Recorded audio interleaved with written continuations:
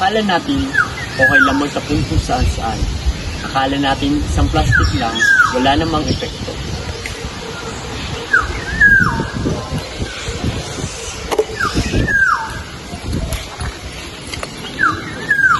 Pero hindi natin napapansin, unti-unti na palang nasisira ang nagbibigay sa atin ng buhay.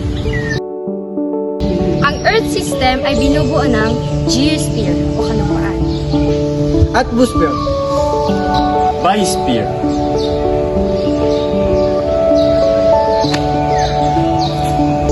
hydrosphere,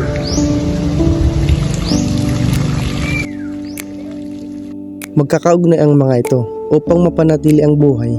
Ngunit kapag may kalamidad, naapektuhan hindi lang ang tao kundi ang buong kalikasan. Una, nagsisimula ang lahat sa atmosphere.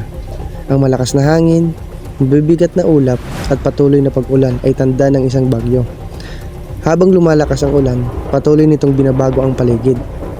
Ang tubig mula sa ulan ay dumadaloy papunta sa mga ilog at kalsada. Unting-unting tumataas ang tubig hanggang sa magresulta sa pagbaha. Ang geosphere o lupa ay naapektuhan din. Nagkakaroon ng pagguho ng lupa o landslide sa ilang lugar. Ang biosphere o mga may buhay ang direktang naapektuhan. Ang mga tao ay nawawalan ng tahanan. Ang mga hayop ay nawawalan ng tirahan. Ang mga halaman ay nalulubog at nasisira. pero hindi pa uli ang lahat.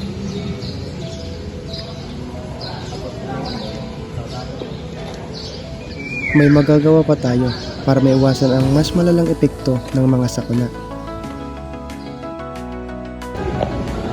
Pwede tayong magtanim ng puno upang mapalakas ang lupa at maiwasan ang landslide.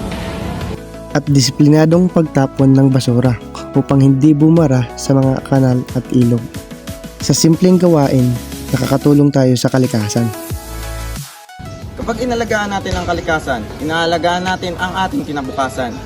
Tandaan, ang kalamidad ay maaaring maging natural, ngunit ang paghahanda at pangangalaga ng ating kalikasan ay responsibilidad nating lahat. Thank you.